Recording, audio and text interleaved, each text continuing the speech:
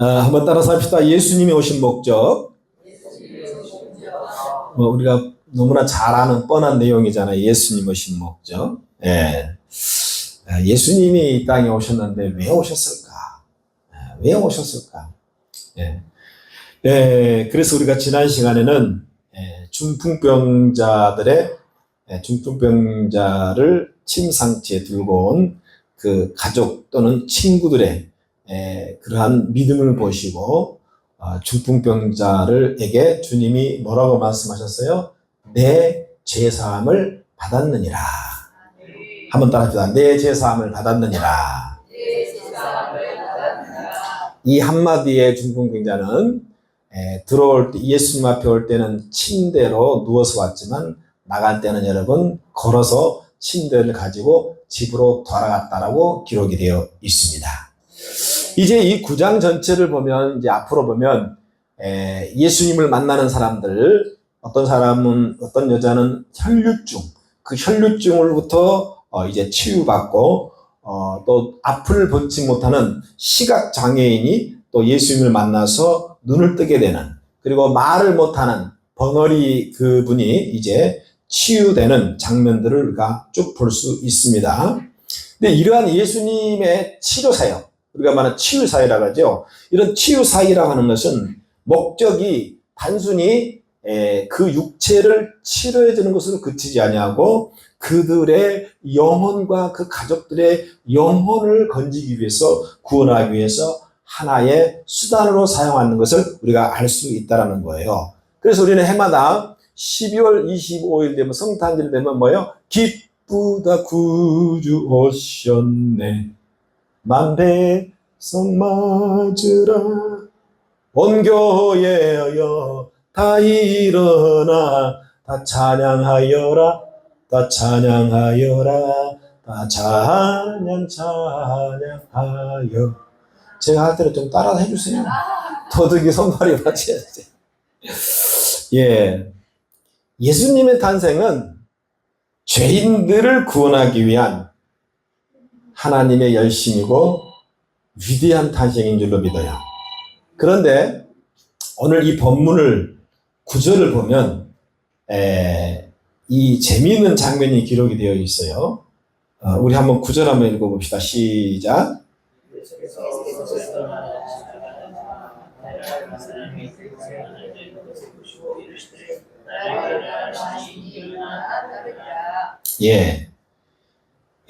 이 구절을 보면 그 마태를 부르는 장면이죠. 근데 마태는 마태복음을 기록한 저자이기도 하지만 예수 믿기 전에 그의 직업이 택시 오피셜이죠. 그러니까 세무 공무원이, 오늘날 말하는 택시 오피셜, 세무 공무원이었습니다. 그 직업 자체가.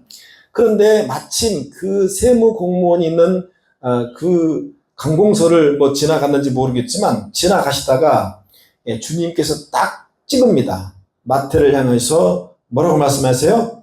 나를 따르라. 할렐루야. 근데 그 한마디에 마태가 뭐예요? 말 한마디도 못하고 주님을 따라갔어요. 그렇죠? 그리고 마태의 집에까지 들어가셔가지고 또 제자들과 함께 뭐예요? 밥까지, 식사까지 함께 한 거예요. 근데 이 식사 자리를 보고 있던 바리새인들이 제자들에게 또 공격합니다.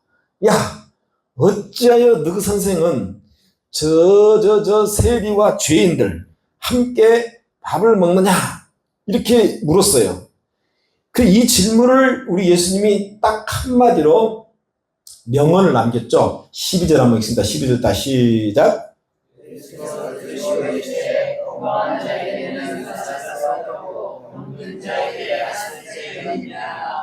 너무 단순한 진리죠? 여러분, 환자는 아프면 어디 가야 돼요? 병원을 가야 돼요. 건강한 사람은 병원에 가요, 안 가요? 갈 필요가 없는 거예요. 이게 말이에요. 예수님께서 참 지혜로우신 게요.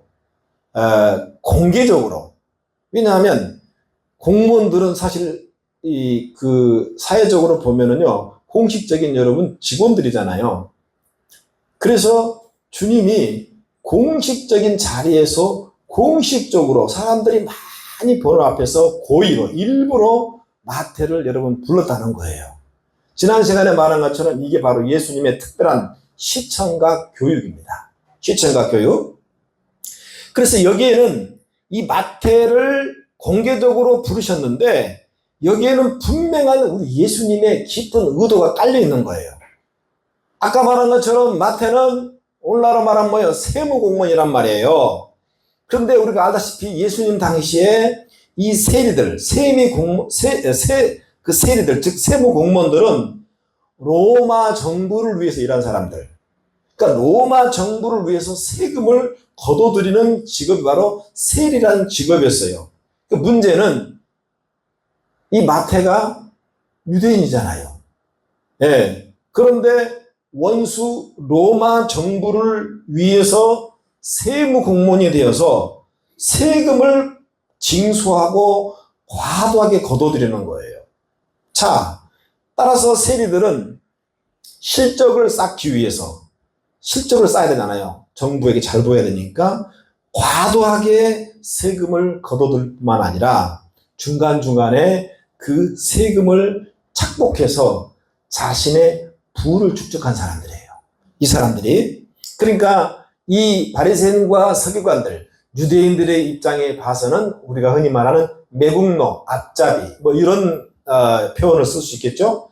그래서 유대인들은 이 세무 공무원들을 어떻게 여러분요 비유했냐면요, 그 창녀들과 동일한 취급을 했습니다. 이 세무 공무원들을. 그러니까 세리들은 창녀들과 같은 죄인 중에 죄인으로 취급했다는 거예요. 예. 그러니까 유대인들 입장에서는 죄인 중에 죄인인 이 세무 공무원 마태를 따라오라는 것도 이상한데 그 집에 가가지고 여러분 밥을 같이 먹었단 말이에요. 네. 이 주님이 어떻게 해요? 고의적으로, 일부러. 할렐루야. 오직 있으면 여러분 이 세무 공무원들의 닉네임이 로마의 개들입니다. 로마의 개. 그런데 바리새인들이 보니까 정말 이 예수님과 그 제자들이 이 어떻게 보면 유대인들임에도 불구하고 그들이 그토록 혐오하고 싫어하는 세무 공무원의 집에 가가지고 밥까지 얻어먹으니까 동일한 취급받죠. 야, 너 선생과 너 제자들도 똑같이 마태와 똑같이 로마의 개들이다 이거예요. 그거란 얘기죠. 그래서 함께 식사하는 걸 보고 그들이 분노한 겁니다. 분노. 자, 이 바리새인들이 11절에 우리 같이 11절 한번 읽어서 11절 다 같이 시작.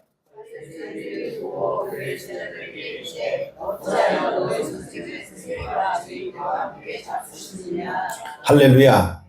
이게 아까 말한 예수님의 공개적인 시청각 교육입니다. 할렐루야. 나를 따르라는 주님의 신적 권위에 한마디 대꾸도 하지 않고 그대로 주님을 여러분 따라 나선 사람이 마태예요. 그러니까 예수님의 그 공개적인 부르심에 그대로 순종하고 순응했죠. 그 여러분 이 구원이라고 하는 것은 우리 주님이 부를 때에 그대로 의심하지 않고 믿고 따라갈 때에 구원이 이루어진다는 얘기죠. 이 구원은 복잡해요, 안 복잡해요? 안 복잡하다는 거예요. 단순해도 너무 단순해요. 1 더하기 1만 알아도 이거는 받는 거예요, 구원이. 그렇게 단순해요. 그 예수께서 교회를 세우시고 이 교회를 통해서 오늘날에도 여전히 여러분요 죄인들을 지금도 부르고 계시다는 얘기예요. 그래서 우리 예수님께서 교회로 사람들을 부를 때에 단계가 있어요. 단계. 첫째 단계가 뭐냐? 오늘 죄인이었던 마태를 부르셔서 이제 그를 회개케 하기 위해서 우리를 또 부른다는 거예요.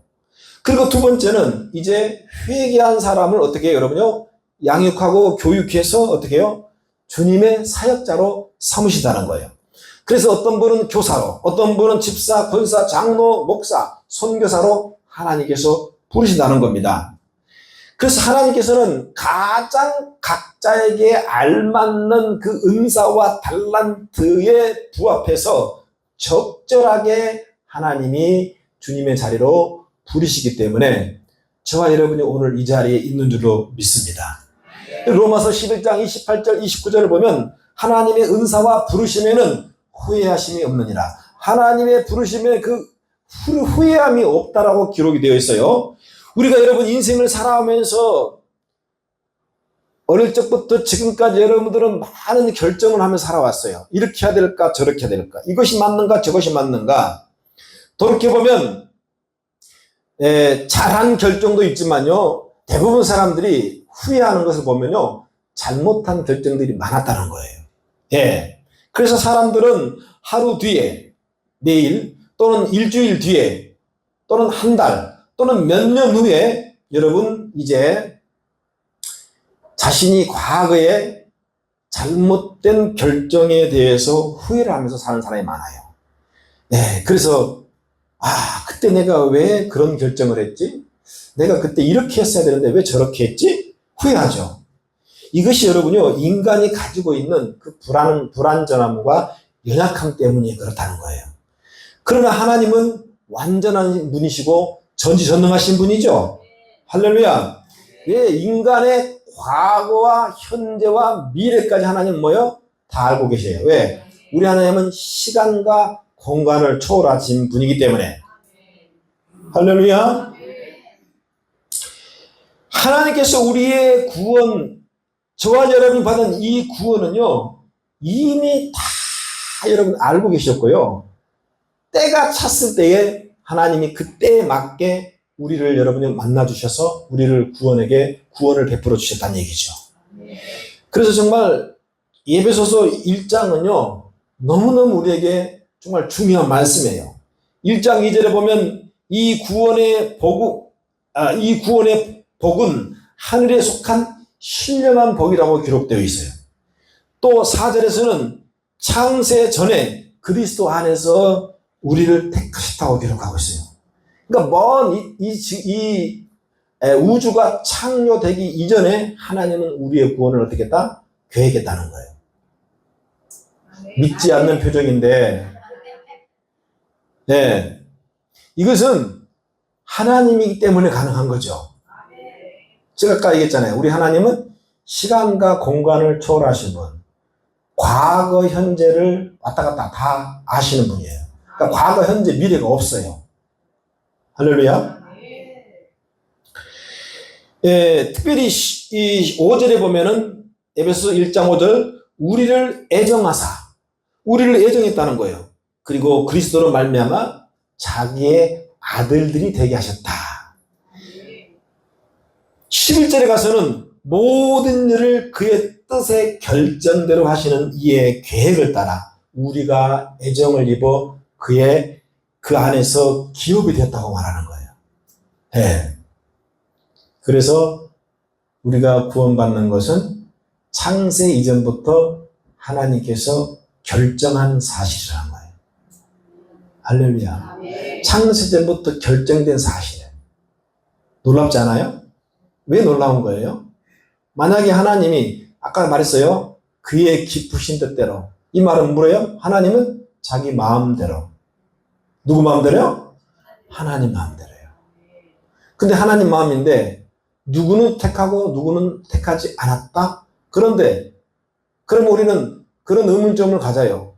아니 그러면 하나님이 불공평하잖아요. 그렇게 얘기했잖아요. 그렇죠? 예.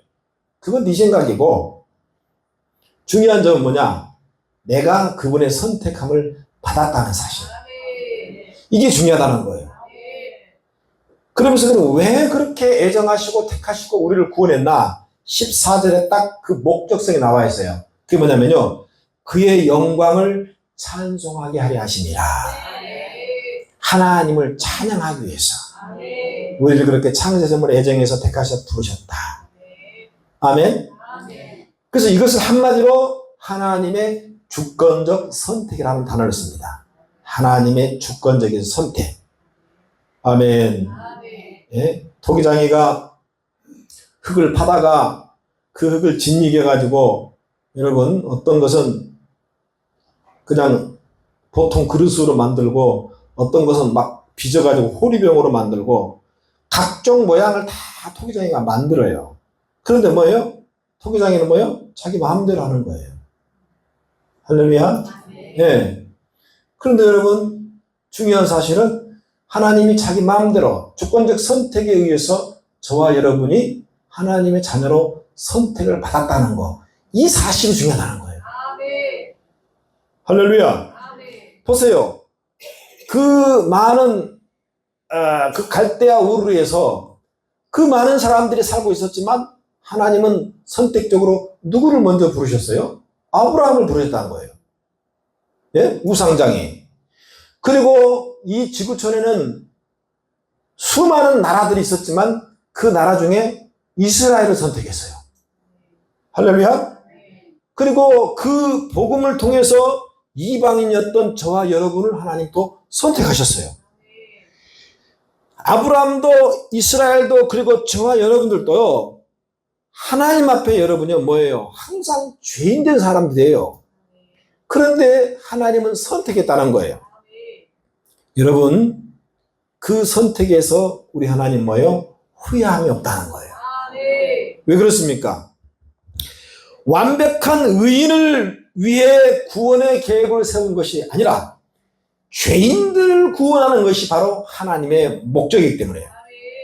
그래서 이 본문의 마태 세리는요, 유대인들 입장에서는 죄인 중에 괴수라고 할 수 있지만 하나님은 그가 죄인이기 때문에 그 죄인을 찾아가가지고 주님을 통해서 그를 불렀다는 얘기예요. 그래서 본문의 건강한 자에게는 의사가 쓸데없고 병든 자에게야 쓸데있느니라 직역하면 의인에게는 예수가 필요가 없고 죄인에게 바로 예수가 필요하느니라. 이렇게 되는 거예요. 이스라엘은 선민의식으로 딱 무장된 사람들입니다. 그래서 바리새인들과 서기관 유대인들은 스스로가 우리는 선민, 하나님이 이 많은 민족 가운데 우리나라만 선택했다, 우리 민족만 선택했다, 선민의식으로 가득 차 있어요. 그게 대단한 자부심이고 지금도 마찬가지예요. 그러니까 그들은 뭐예요? 의의식, 자기들의 의의라는 의의식이 가득 차 있기 때문에 예수를 안 믿는 거예요. 안 받아들이는 거예요. 그 결과 그 예수를 부인함으로써 이 구원의 복음이 흘러서 이방인이었던 저와 여러분에게까지 흘러 들어오게 된 겁니다. 이게 은혜인 겁니다. 그래서 이 세리 마태는 항상 자기가 자기를 더 잘 알아요. 왜냐? 이거 로마 앞잡이가 되어가지고 세금을 거둬들이는데 어떤 사람에게는 더 많은 세금을 공식적인 세금 계산서보다 더 부풀려가지고 더 많은 세금을 매겨가지고 뭐예요? 계속 자기의 부를 축적해 왔어요. 그러니까 본인 스스로가 내가 죄인이라는 사실을 더 잘 아는 거예요. 동종 유대인들에게 죄인으로 낙인 찍혔을 뿐만 아니라 아까 말한 것처럼 개 취급을 당하고 있었어요. 그런데 뭡니까? 소문이 자자하게 들려서 이 세리 마태의 귀에도 여러분요, 바로 얼마 전에 있었던 그 중풍병자 사건을 여러분요, 이제 들은 거예요. 그 핵심이 뭐예요? 예수님께서 중풍병자에게 내 죄사함을 받았느니라. 이걸 들은 거예요. 그랬더니 그 사람이 벌떡 일어나더니 침상을 들고 갔다는 거예요. 그걸 들은 거예요. 할렐루야? 마치 그 이스라엘이 출애굽에서 이제 가나안 땅으로 진격할 때 우리가 알다시피 여호수아에서 보면 여리고성에 기생 라합이 살았죠. 이 기생 라합이 그 기생 노릇을 하면서 정보를 들은 거예요. 저기 좀 이스라엘이라는 저 국민이 있는데 보니까 그 야훼 하나님이라는 분이 그분들을 이스라엘 이렇게 이끌어 오는데 그분 정말 살아계신 하나님이시고 막 대단한 능력이 있으시고 그걸 들은 거예요. 그런데 마침 뭐예요? 그 이스라엘 백성들 중에 2명의 정탐꾼이 여리고성에 들어온 것을 알고 숨겨준 거예요. 뭐예요? 복음을 간접적으로 들었던 거예요. 이것처럼 마태도 이 복음을요, 간접적으로 들은 거예요. 누구에게 통해서. 근데 놀라운 것은 그 당사자인 예수님이 자기를 찾아온 거예요. 그래서 뭐요? 나를 따르라, 팔로미. 할렐루야. 예. 그러니까 말 한마디도 못하고 여러분 주님을 그대로 따라간 거예요. 그래서 이 마태가 구원을 받았을 뿐만 아니라 예수님의 12제자가 되어 신약 성경에 가장 먼저 나오는 마태복음을 기록하는 영광의 자리를 차지한 줄로 믿습니다. 그래서 우리가 주님 말씀 바로 따라야 돼요. 이제 본문 13절 말씀을 보면 예수님께서 이 땅에 오신 이유와 목적을 말씀하고 있죠. 다 같이 13절 읽습니다. 시작.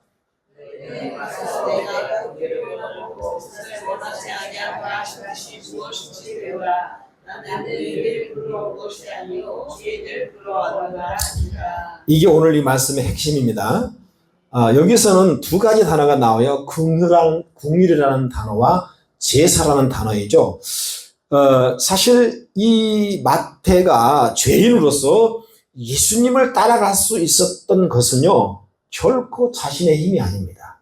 이것은요, 바로 한마디로 말하면 예수님의 그 놀라운 긍휼의 힘 때문이에요. 저와 여러분들도 그 예수님의 강력한 긍휼하심을 입었기 때문에 지금 이 자리에 앉아 있는 거고요. 사실 인간의 힘으로 예수 믿고 예수를 따라간다는 것은 불가능합니다. 잘 들으시기 바랍니다. 지금 우리가 예수를 믿고 살 수 있는 그 힘은 내게 있는 것이 아니에요. 예수님의 힘이고 하나님의 힘이고 그 예수님의 긍휼한 힘 때문에 우리가 지금 여기까지 버티고 있었던 거예요. 우리의 연약한 그 믿음과 마음으로는요, 도저히 여러분요, 예수를 믿을 수 없을 뿐더러 아니라 믿음을 지킬 수가 없다는 거예요. 복음을 따라갈 수가 없어요. 호세아서 6장 6절 보면 하나님이 이스라엘 백성들에게 자신의 마음을 아주 자세하게 표현하고 있습니다. 뭐예요? 나는 여러분요, 제사를 원하지 아니하고 인내를 원한다. 할렐루야. 인내. 그래서 인내라는 이름이 많이 있어요. 예. 여기서 바로 인내라는 말이 바로 긍휼이란 말이에요. 뭐냐? 불쌍히 여기는 마음. 할렐루야. 제사 제도는 죄인들이 제사 제도를 통해서 하나님 앞에 나와서 이 제사 제도를 통해서 죄 용서를 받고 다시 하나님과 교제케 되는 그 길을 열어주는 것이 제사 제도예요. 근데 이 제사 제도 또한 누가 만드신 거예요? 하나님 만든 거예요. 할렐루야. 죄 때문에 도무지 거룩하신 하나님 앞에 갈 수 없지만 그 죄인들을 하나님 앞에 불러내는 것이 바로 제사 제도이고 이것이 바로 긍휼에서 시작됐다는 거예요. 할렐루야. 그러니까 제사 제도도 긍휼에 기반한 겁니다. 그런데 이스라엘 백성들은 그 인애, 즉 긍휼, 하나님의 그 긍휼한 사랑을 깨닫는 것이 아니라 오로지 제사법에 의해서 제물만 열심히 드리는 하나의 종교적인 의식만 가득 찬 거예요. 그래서 이렇게 제사만 열심히 드리면 하나님이 감동해가지고 기뻐하실 것이다. 이것이 우리가 소위 말하는 종교적 열심이라고 그러죠. 예. 뭔가 열심히 내가 하면 하나님이 감동을 받아가지고 나를 축복하실 것이라는. 유대인들, 특히 바리새인과 서기관들은 제사의 그 본질, 제사의 본질이라고 할 수 있는 하나님의 그 긍휼한 사랑에 근거한 제사가 아니었어요. 오직 기록된 그 율법, 그 율법 법에 의한 그 자체의 목적을 도달한 거예요. 할렐루야.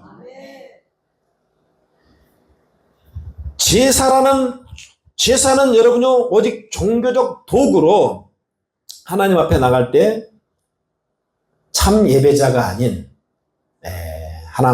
한마디로 말하면 종교인이 되어버린 겁니다. 종교인. 이것을 신약 성경으로 풀이하면 경건의 모양은 있으나 경건의 능력은 없다. 이 말과 대조가 되는 거예요. 할렐루야. 이게 참 아이러니컬한 겁니다. 그런데 오늘날 우리도 여러분요, 주님 앞에 나갈 때 마찬가지라는 거예요. 하나님이 나에게 원하는 것이 무엇인가? 나에게 원하는 것이 무엇인가? 이것이 중요한데 우리는 여러분 거꾸로 생각한다는 거예요. 거꾸로. 네. 늘 뭐예요? 나의 입장에서 생각하는 거야. 자신의 입장에서. 이것이 바로 유대인들 제사장과 율법적인 사고관이에요. 이걸 우리는 폐기시켜야 됩니다. 할렐루야. 항상 누구의 입장에서? 하나님의 입장에서. 그러니까 하나님께서는 호세아서 6장 6절 말씀에 나는 제사를 너희들 그렇게 열심으로 정성을 다해서 드리는 그 제사를 드리는 것이 원하지 않는다. 나는 나의 그 긍휼한 마음, 그 인애를 알기를 원한다. 이거예요. 그래서 여러분요, 탕자의 비유에서도 뭐예요? 탕자의 아버지가 탕자에게 원하는 건 뭐예요? 바로 아버지의 마음을 알아주는 거예요. 이해되셨죠? 그 멀리 나가가지고 뭐 돈 다 써버리고 재산 탕지, 이게 중요한 게 아니에요. 네. 아버지의 마음을 알아주는 거. 이걸 하나님이 원하신다는 겁니다. 바리새인들처럼 모범적인 신앙생활을 하는 사람이 어디가 있겠습니까? 그렇잖아요? 그들은 모든 절기를 철저하게 지켰습니다. 모든 제사를 기가 막힐 정도로 잘 드렸습니다. 그리고 하나님의 말씀을 줄줄줄 다 머릿속에 담고 다녔습니다. 박사들이었습니다. 정말 모범적인 신앙인이었다는 거예요. 그러나 예수님께서 볼 때에 그들은 잘못돼도 너무 잘못됐어요. 왜? 자신들이 가지고 있는 그 지식과 자신들이 가지고 있는 그 경험으로 늘 사람들을 어떻게 대했다? 심판자로 일관했다는 거예요. 그래서 자기들이 금식 안 할 때는 자기들이 금식할 때는 하나님 앞에 금식 안 하는 자들을 야, 너 왜 금식 안 해? 늘 그렇게 판단했어요. 그리고 자기들이 말씀 읽고 기도할 때는 말씀을 읽지 못하고 기도 안 하는 자들을 향해서 야, 너는 왜 말씀을 안 읽고 기도 안 해? 늘 판단했어요. 그게 여러분요, 주님이 보실 때는 너무 못마땅한 거예요. 예? 결국은 여러분, 구원자 예수님까지라도 그렇게 대해버린 겁니다. 이 말은 뭐마요? 그들에게는 그 어떤 하나님의 그 사랑, 즉 긍휼이 없었다는 겁니다. 할렐루야. 긍휼의 능력이 없었어요. 일반적으로 제사라고 하면 구약에 짐승을 태워서 불에 태워서 향을 내죠. 그렇지만 여러분은 더 중요한 것은 짐승을 잡아가지고 불태우는 게 중요한 게 아니라 그 제물에 담겨져 있는 의미와 내용이, 마음이 중요한 거예요. 그래서 긍휼이 빠진 제사는 하나님 앞에 소용없는 제사가 된다는 거예요. 그러니까 머리가 아닌 가슴으로 드리는 것이 긍휼의 제사인데 이들은 뭐예요? 늘 머리로만 드린 겁니다. 그 대표적인 것이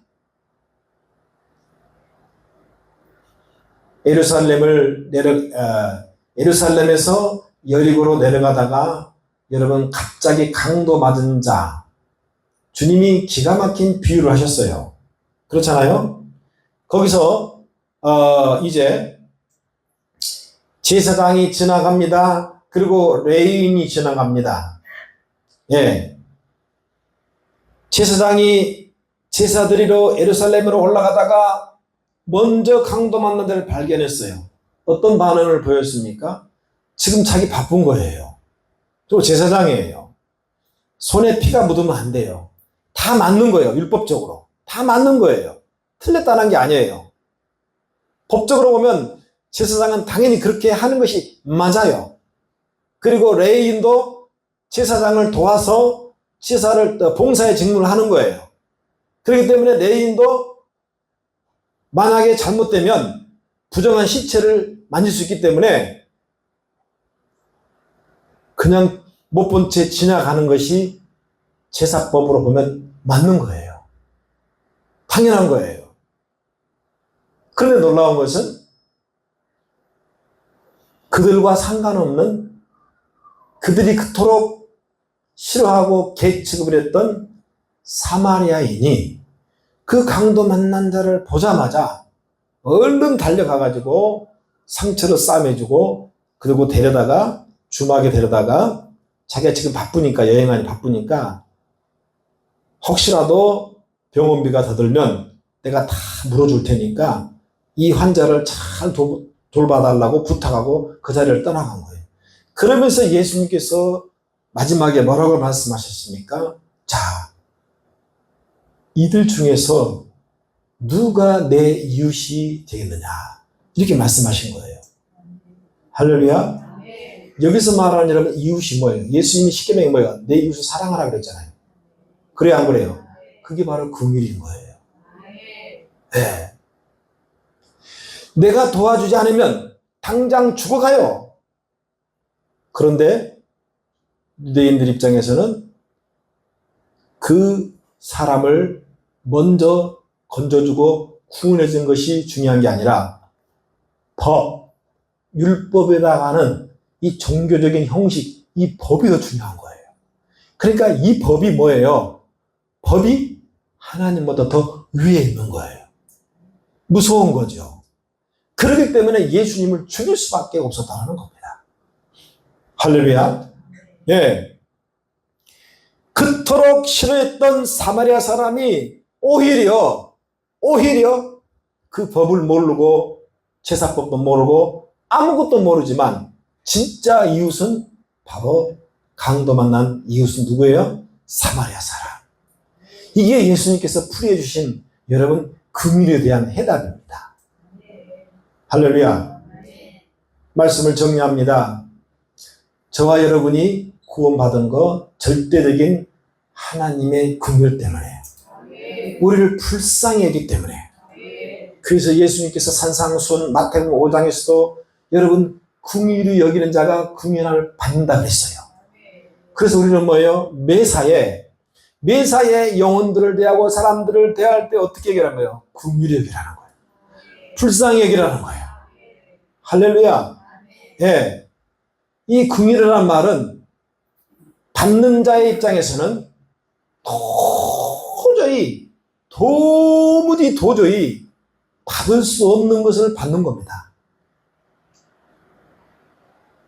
그리고 주는 자의 입장에서는 반대로 정말 아무 상관도 없고 도저히 줄 수 없는 것을 주는 것이 바로 긍휼이에요. 제가 마태복음 5장 강의할 때 우리 아들이 백령도에 근무할 때에 태풍이 와가지고 고양이 한 마리를 데리고 온 그 사건을 제가 얘기해 줬습니다. 네, 근무를 하다 보니까 태풍이 불고 바람이 불어가지고 고양이 그 새끼들이 이제 집이 막 파괴되고 막 떠내려가는 거예요. 근데 보니까 그 중에서 딱 한 마리가 허리가 부러졌으니까 뒷다리를 못 쓰잖아요. 그러니까 몸부림치는 거예요. 그래서 우리 아들이 딱 볼 때 가장 먼저 그 고양이들 중에서 그 허리 부러진 강아지가 먼저 눈에 들어온 거예요. 그래서 어떻게 했어요? 그 강아지를 목숨 걸고 건진 거예요. 할렐루야. 목숨을 건져가지고 건지는 것까지는 좋아. 그럼 놔줘야 될 거 아니냐, 거기서. 근데 이놈을 갖다가 배를 타고 육지에 도착하자마자 동물병원에 가가지고 엑스레이 찍고 아주 그냥 막 자기가 해줄 수 있는 건 다 해준 거예요. 할렐루야. 근데 수의사가 하는 말이 이 고양이는 고칠 수가 없습니다. 그래서 안락사를 시켜야 됩니다. 그런데 그 고양이를 또 데리고 와가지고 우리 집에 와가지고 방에다가 또 이렇게 또 해놨어요. 고양이 집도 사주고 방석도 사주고 먹을 것도 사주고 그러면서 맨날 씻기고 대소변을 다 받아내요. 대소변을 다 받아내니까 그때 제가 아차, 이게 바로 나를 향한 하나님의 긍휼함이구나. 불쌍히 해요. 할렐루야. 여러분, 긍휼이라는 말 이해되셨습니까? 여러분, 사람이 말이에요. 그까짓 그 고양이 한 마리가 뭐라고? 그렇잖아요. 그까짓 그 고양이 한 마리가 뭐라고? 그냥 떠내려가 죽으면 끝나. 그런데도 여러분, 사람이 그 짐승인 고양이를 건져주고요. 병원에 가서 치료해주고요. 할렐루야. 고양이 입장에서는 이것은 상상도 못할 일이죠. 그래요, 안 그래요? 여러분 마찬가지예요. 내가 무엇인데? 여러분 뭐예요? 예? 죄덩어리 아닙니까? 그래요, 안 그래요? 죄악 덩어리예요, 여러분요. 예. 영적으로 보면 정말 그 고양이보다 훨씬 심각한 불구자들입니다. 불구자들. 그래서 여러분요, 하나님께서 그거를 불쌍히 긍휼히 여겨주셔가지고 도저히 여러분요, 우리에게 손을 내밀 수 없지만 우리 아들이 고양이에게 손을 내밀어 준 것처럼 우리를 여러분 건져주신 거예요. 그래서 우리를 하나님의 자녀 삼아주신 거예요. 할렐루야.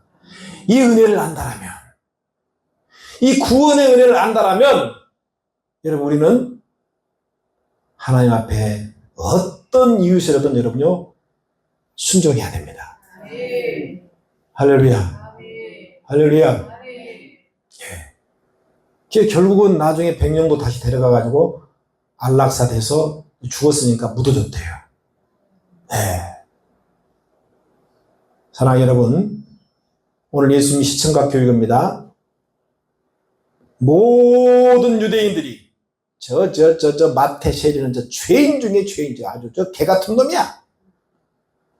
그렇게 그를 손가락질하고 죄인 취급하고, 그래서 마태는 그 세무 공무원으로서 추눅들어서 늘 죄의식 가운데 살아왔어요.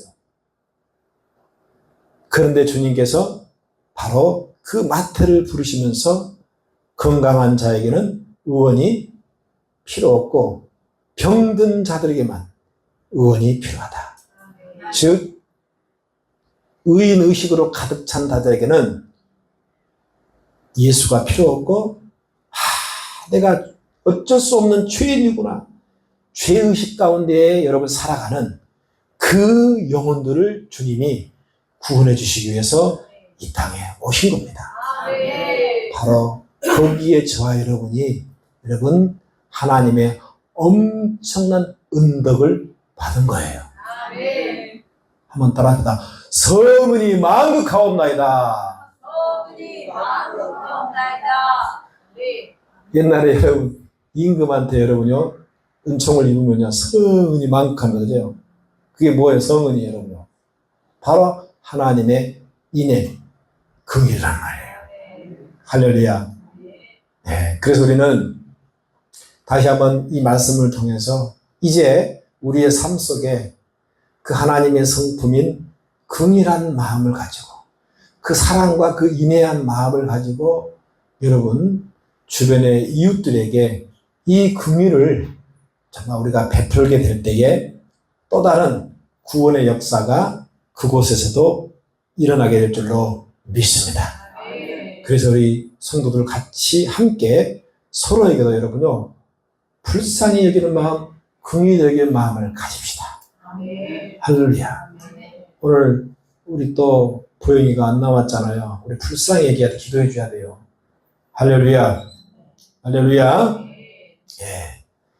따라서 합시다. 긍휼한 마음을 가지고 살겠습니다.